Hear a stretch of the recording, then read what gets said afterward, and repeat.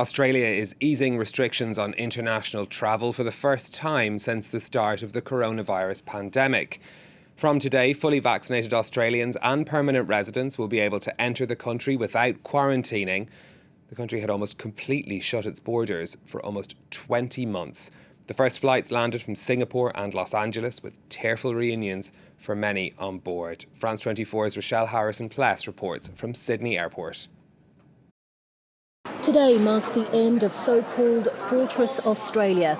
The country has lifted its controversial travel ban after more than a year and a half, or 583 days to be exact. From today, fully vaccinated Australians will no longer have to ask for permission to travel overseas, and fully vaccinated Australians can fly straight into Sydney and Melbourne without having to go through hotel quarantine. So as you can imagine, there's a lot of relief here today at Sydney Airport.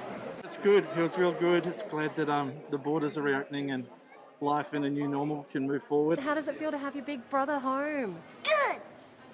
I love it. Jusque dans l'avion, je ne savais pas si à la douane, ils n'allaient pas m'arrêter. We have to get back to real life. Can't stay on the island all our lives. I'm heading over to Washington, D.C. to see my daughter, who I haven't seen for 2 years. So I'm pretty excited about that. Prime Minister Scott Morrison recently said it was time to give Australians their lives back. And that's what it feels like as the country slowly opens up. Some 45,000 Australians are stranded aboard and have registered as wanting to return home since the pandemic began. Well, they are the top priority. These eased restrictions will first apply to them. The country hopes to welcome fully vaccinated skilled workers and international students before the end of the year. Finally, they'll be followed by international tourists, so the reopening will be gradual and cautious.